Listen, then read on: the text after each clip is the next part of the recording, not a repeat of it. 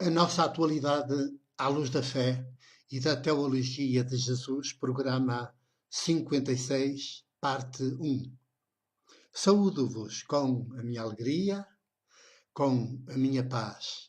Esta paz desarmada que recebo diretamente de Jesus, que qualquer um de nós pode receber diretamente de Jesus, do seu sopro, que é um sopro feminino e que é sempre um sopro libertador, promotor de autonomias, um sopro de tal maneira maiêutico que faz com que cada ser humano seja senhor dos seus próprios destinos, consiga viver na história como se o próprio Deus não existisse.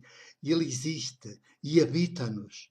Mas ao habitar-nos é mais íntimo a nós do que nós próprios e por isso nós podemos e devemos conduzir a história, conduzir as nossas vidas como se ele não existisse, porque não há nenhum culto a Deus fora de nós. O culto a Deus é sempre dentro, no mais íntimo, no mais interior de nós, é sempre uma comunhão contínua, permanente, 24 horas sobre 24 horas. Nós respiramos Deus que nos habita e essa é a nossa distinção entre todos os outros seres vivos, porque somos seres de consciência, seres habitados e conscientemente habitados, e que devemos deixar Deus ser Deus em nós, sermos as mãos de Deus, os pés de Deus, a cabeça de Deus, os olhos de Deus. E por isso sermos, de certa maneira, uma continuação de Deus na história. E é por isso que somos vistos nós e a Deus ninguém o vê. E essa é a grande glória, a grande alegria de Deus, é que ninguém o invoque, mas lhe demos a oportunidade de ser em nós e através de nós. É esta paz, esta alegria, esta fé teológica, esta fé de Jesus, esta fé maiêutica que eu vivo e que partilho convosco e que procuro saudar-vos nela, porque assim começamos logo muito bem o nosso programa. Como é habitual, eu gosto desta primeira parte de dedicar mais o nosso olhar para um mundo onde Deus está através de nós, conosco. Só está se nós estamos, se nós lhe damos a oportunidade de estar. Não está fora de nós, está sempre conosco, em nós. É um Deus conosco, é um Deus que nos habita e por isso nós podemos ser esta alegria permanente, esta saúde permanente, esta paz permanente, este acolhimento permanente. E então, nesta primeira parte, olhamos especialmente para a Europa e com uma grande pergunta, que se desdobra em duas, como já vamos ver. A grande pergunta é assim, em duas. Europa dos partidos políticos ou Europa dos povos? Escola do sistema de poder ou escola no poder sem ser dele? É assim, duas perguntas numa. Europa dos partidos políticos ou Europa dos povos? Escola do sistema de poder ou escola no poder sem ser dele? Vamos mesmo a ver quais são as respostas às duas perguntas, que as duas fazem uma só. Vamos mesmo a ver qual é então a resposta. Pois bem, são duas questões numa só. E a escola? Está a acontecer, a nossa escola tradicional, escola no sentido institucional, portanto, feita de escolas, também com as universidades, desde os infantários. Agora começa-se logo, quase que já se nasce na escola. Mal se nasce já. A escola toma logo conta. O sistema de poder toma logo conta. E a escola, quem diz escola, diz também as catequeses das igrejas. E então a escola acontece no sistema de poder e é do sistema de poder. Mas ela não deve ser do poder. não pode deixar de existir, de acontecer no sistema de poder, porque é o único tipo de mundo que temos. O único tipo de mundo é um tipo de mundo de poder. Não devia ser, porque este é mau. É mau, é perverso, é estruturalmente mau. Não devia ser. Mas, como não há outro tipo de mundo, a própria escola acontece neste sistema de poder. Mas não pode, não deve, não pode ser do sistema de poder.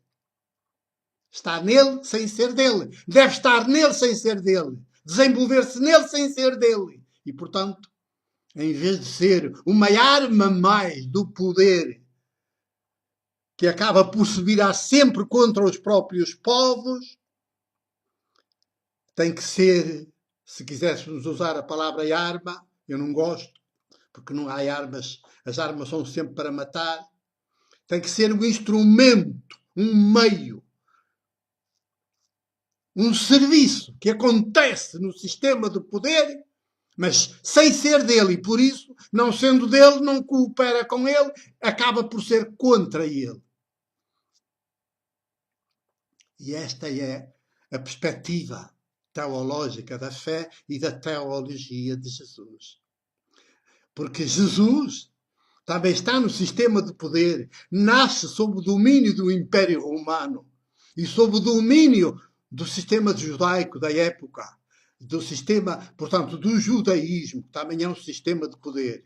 Nasce no sistema de poder, primeiro judaico, e depois estava subjugado na altura ao Império Romano, e então também sob o domínio do Império, mas Jesus, ao nascer e ao crescer, não é do sistema de poder, nem do judaísmo, é judeu sem ser do judaísmo. Jesus, o filho de Maria, é judeu sem ser do judaísmo, do sistema de poder. E como judeu que nasce sob o domínio no país, colónia do Império Romano, nasce sob o domínio do Império Romano, mas também não é do Império Romano. Portanto, está no sistema, mas não é dele.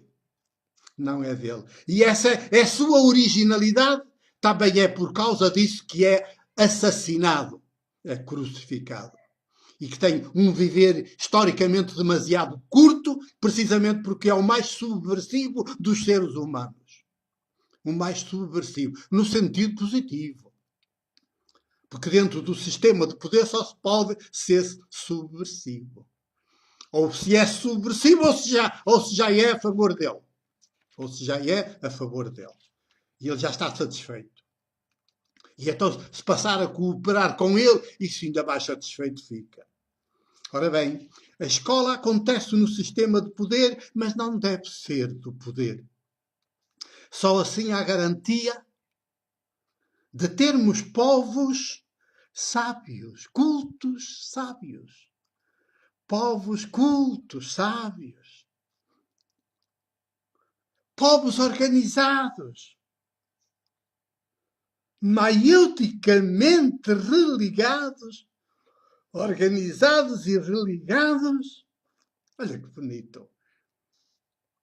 A conduzir os próprios destinos, os seus destinos e os destinos da Europa. E quem diz Europa, diz do mundo. Também. Veja como isto é uma revolução total. Mas uma revolução desarmada. E que acontece nas nossas mentes. E está nas nossas mãos fazê-lo. Está nas nossas mãos fazê-lo. Portanto, a escola acontece no sistema de poder, mas não tem de ser dele. Não pode ser dele. Não deve e não pode ser dele. Porque senão só o reforça cada vez mais. E, portanto, acaba por se virar contra os próprios povos. A começar pelas próprias crianças e pelos pais das crianças. É evidente.